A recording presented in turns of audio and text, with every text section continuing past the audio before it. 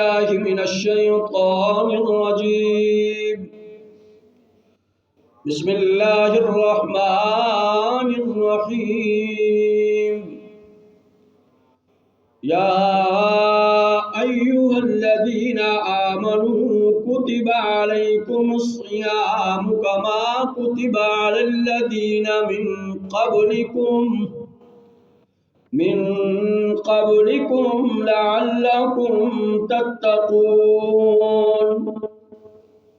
رب العالمین نے فرمایا اے ایمان والو، میں نے تمہارے اوپر روزے کو فرض کیا ہے جیسا کہ تم سے پہلے لوگوں پر فرض کیا گیا تھا، تاکہ تم لوگ متقی اور پرہیزگار بن جاؤ۔ اگر میں اور آپ اس آیت پر غور کریں تو مجھے اور آپ کو ایک عجیب بات سمجھ میں آئے گی کہ اس امت کے متعلق جتنے احکامات ہیں، ان تمام میں اللہ تعالیٰ نے صرف امت کو حکم دیا ہے کہ یہ کام کرو، لیکن روزہ ایک ایسا عمل ہے جس کے حکم دینے سے پہلے قرآن مجید نے اس کی ترغیب بھی دی ہے۔ فرمایا ایمان والو، کما کتب علی الذین من قبلکم، تم پر روزہ ایسے ہی فرض ہے کہ جیسا کہ تم سے پہلے لوگوں پر فرض تھا، کیونکہ روزہ ایک عجیب سی عبادت ہے جس میں آدمی کھانے سے رکتا ہے، پینے سے رکتا ہے، نفسانی خواہشات سے اپنے آپ کو روکتا ہے، بہت ساری ایسی چیزیں جو عام حالات میں اس کے لیے جائز ہوتی ہیں روزے میں ناجائز ہو جاتی ہیں۔ اب یہ بہت بڑا بوجھ محسوس کرتا ہے کہ میں بلا وجہ کھانے سے رک گیا ہوں، پینے سے رک گیا ہوں، نفسانی خواہشات پورا کرنے سے مجھے روک دیا گیا ہوں، کھانا سامنے ہے کھانے کی ضرورت نہیں کرتا ہوں،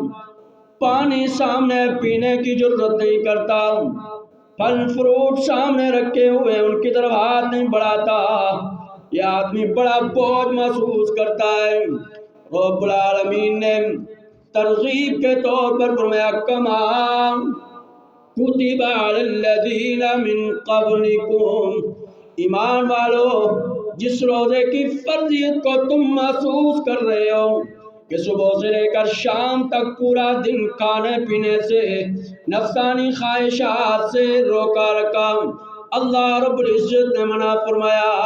یہ تم پر صرف فرض نہیں، تم سے پہلی امتوں پر بھی فرض تھا۔ جب روزہ ان پر فرض تھا تو پھر تمہارے لیے کیا بوجھ ہے، تم بھی سعادت اور غنیمت سمجھو۔ علماء نے لکھا ہے کہ پہلی جتنی امتیں تھیں، کوئی امت ایسی نہیں کہ جس پر روزے کی فرضیت کا حکم نہ آیا ہو، حتیٰ کہ سیدنا آدم علیہ السلام کے متعلق مشہور ہے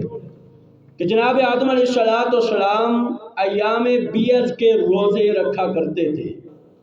یعنی ہر ماہ کی 13، 14، 15 تاریخ کا روزہ ان کے اوپر فرض تھا، رکھا کرتے تھے۔ سیدنا نوح علیہ السلام پر یوم عاشورہ کا روزہ فرض تھا۔ سیدنا داؤد علیہ السلام کے متعلق کتب میں ملتا ہے کہ تواتر کے ساتھ لگاتار اس انداز سے روزہ رکھتے تھے کہ ایک دن روزہ رکھتے، ایک دن افطار کرتے، گویا یوں سمجھ لیجئے کہ سال کے 6 ماہ روزہ افطار ہوتا تھا اور 6 ماہ روزہ رکھا کرتے تھے، ان کے اوپر فرض تھا۔ سیدنا موسیٰ علیہ السلام کی قوم کے اوپر 40 دن کے روزے اللہ نے فرض کیے۔ سیدنا عیسیٰ علیہ السلام کی قوم جو عیسائی ہے آج بھی 2 ماہ تک روزے رکھتی ہے، گویا کسی امت پر روزے کی تخفیف نہیں ہوئی، روزہ سب پر فرض تھا۔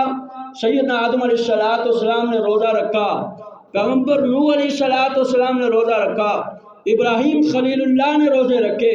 سیدنا داؤد علیہ السلام بالترتیب ایک دن روز چھوڑ کر ایک دن روزہ رکھا کرتے۔ سیدنا موسیٰ علیہ السلام کوہ طور پر مسلسل 40 روزے رکھتے ہیں۔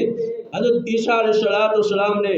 اپنی قوم کو مسلسل 2 ماہ کے روزوں کا حکم دیا تھا۔ یہ روزے صرف اس امت محمد رسول اللہ صلی اللہ علیہ وسلم پر فرض نہیں بلکہ پہلی امتوں پر بھی فرض تھے۔ اس لیے قرآن کریم نے ترغیب کا جملہ استعمال کر کے کہا کہ یا ایھا الذین آمنوا کتب علیکم الصیام کما کتب علی الذین من قبلکم، ایمان والو تم پر روزہ ایسے فرض ہے جیسے پہلی امتوں پر فرض تھا۔ روزہ صرف آپ پر فرض نہیں ہے، وہ بڑی سعادت، دولت اور نعمت ہے جو پہلی امتوں میں تھی، آپ کو بھی ملی۔ کتابوں میں لکھا ہے سیدنا آدم علیہ السلام جنت سے جب زمین پر اتارے گئے، جنت کا حسن، جنت کے سارے کمالات جو آدم علیہ السلام کو اللہ نے جنت میں عطا فرمائے تھے، یقیناً ہر جنتی کو جنت میں ملیں گے۔ بڑھاپا کبھی نہیں آئے گا، بیمار کبھی نہیں ہوگا، زندگی کبھی ختم نہیں ہوگی، کبھی کوئی پریشانی نہیں آئے گی، مسلسل نعمتیں ملیں گی، ایسی نعمتیں جن پر کوئی زوال نہیں آئے گا۔ اتنے بڑے کمالات کو حاصل کرنے کے بعد سیدنا آدم علیہ السلام جب جنت سے زمین پر اتارے گئے تو سیدنا آدم علیہ السلام اور اماں حوا علیہ السلام دونوں جدا جدا ہو گئے، اور اللہ کا خوف، اللہ کی جلالیت کا ڈر کہ اللہ تعالیٰ نے حکم دیا تھا لا تقربا هذه الشجرہ، بھول کر نسیان کے طور پر قرآن کہتا ہے کہ دلی طور پر وہ کام نہیں کرنا چاہتے تھے لیکن بھول کر کام کر بیٹھے۔ ایک تو اس کا خوف تھا، دوسرا رفیقہ حیات سیدہ اماں حوا علیہ السلام بھی جدا ہو گئی، دونوں میں بہت بڑا فاصلہ تھا، دونوں ایک دوسرے کو تلاش کرتے کرتے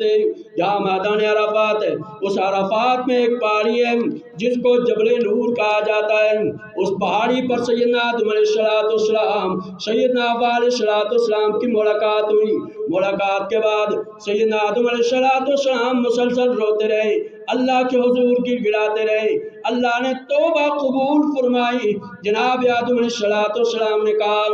اب یہاں ایک بات یہ بھی سمجھ لے، دیکھیں آدم علیہ السلام کیونکہ جب مشکل آئی تو کس کو پکارا؟ اللہ کو پکارا۔ کس کو پکارا؟ اللہ کو پکارا۔ تو اس سے یہ بات سمجھ آتی ہے کہ جب بھی کوئی مشکل پیش آئے تو کس کو پکارنا چاہیے؟ اللہ کو پکارنا چاہیے، کہ یا در در کی ٹھوکریں کھانے چاہیے کہ فلاں جگہ جائے، فلاں جگہ جاؤ، فلاں جگہ جاؤ،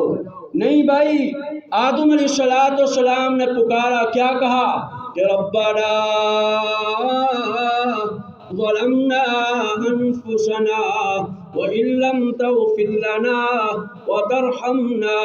لنكونن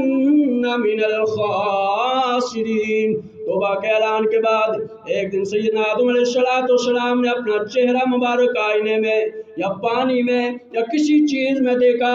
دیکھنے کے بعد یہ احساس ہوا کہ جو حسن، جو خوبصورتی اللہ نے مجھے جنت میں عطا کی تھی، جو کمالات مجھے جنت میں ملے تھے، مجھے وہ خوبیاں مجھے جو جنت میں ملی تھی، جو جوانی مجھے جنت میں ملے تھی، جو انعامات مجھے جنت میں ملے تھے، جنت سے زمین میں آنے کے بعد وہ حسن چھن گیا، وہ حسن، وہ خوبصورتی ختم ہو گئی، وہ کمالات ختم ہو گئے، وہ خوبیاں امتحان کے طور پر واپس لے لی۔ آدم علیہ السلام کو بڑا احساس ہوا، دکھ محسوس ہوا، آنکھوں سے آنسو جاری ہو گئے، اللہ کی بارگاہ میں دعا کی، درخواست کی، اللہ اگر تم مجھ سے راضی ہے میرے اس حسن کو دوبارہ مجھے لٹا دے تاکہ تیرے اس انعام اور احسان کو دوبارہ دیکھ سکوں۔ اللہ کی طرف سے آواز آئی، آدم اگر اپنے ان کمالات کو، اس حسن کو، ان خوبیوں کو، اس خوبصورتی کو واپس لینا چاہتے ہو پھر تمہیں 3 روزے رکھنے پڑیں گے۔ 3 روزے تمہیں رکھنے پڑیں گے۔ 13، 14 اور 15 تاریخ کا روزہ اتفاق کی بات تھی، وہ ایسے دن تھے کہ جن دنوں میں یہ 13، 14، 15 تاریخ جو ہوتی ہے، اس میں رات کو دیکھیں تو رات کی چاندنی پورے چوبن پر ہوتی ہے، اور اتفاق سے رات بھی روشن، دن بھی روشن، دن کو سورج روشن، تو اس لیے اس وجہ سے ان دنوں کو ایام بیض کہا جاتا ہے، روشنی والے دن اس لیے کہا جاتا ہے۔ سیدنا آدم علیہ السلام نے 13 تاریخ کا روزہ رکھا، چہرہ دیکھا تو خوبصورتی میں اضافہ نظر آیا۔ 14 کا روزہ رکھا، خوبیوں میں اور اضافہ نظر آیا، اور 15 کو پھر روزہ رکھا۔ وہ کمال، وہ خوبیاں جو ضائع ہو چکی تھی، اللہ نے روزہ رکھنے کی وجہ سے دوبارہ لٹا دی، اور حسن واپس آ گیا، گئے ہوئے کمالات دوبارہ واپس آ گئے۔ اس پر آدم علیہ السلام نے اللہ کا شکر ادا کرنے کے لیے ہر مہینے کو 3 دن روزے رکھا کرتے تھے، فرض تھے۔ علماء نے لکھا ہے اس لیے ان دنوں کو ایام بیض کہا جاتا ہے کہ آدم کا گیا ہوا حسن دوبارہ لوٹ آیا۔ جناب آدم علیہ السلام نے ان دنوں میں روزے رکھے تھے، جن کی راتیں بھی سفید، جن کے دن بھی سفید، منور اور روشن ہوتے تھے۔ یوں سمجھ لے کہ حسن و کمالات اور اللہ کی کوئی نعمتوں کا دوبارہ اگر حاصل کرنا ہو تو اس کا ایک ہی طریقہ ہے کہ اللہ کی رضا کے لیے روزے رکھے جائیں، اللہ کی رضا کے لیے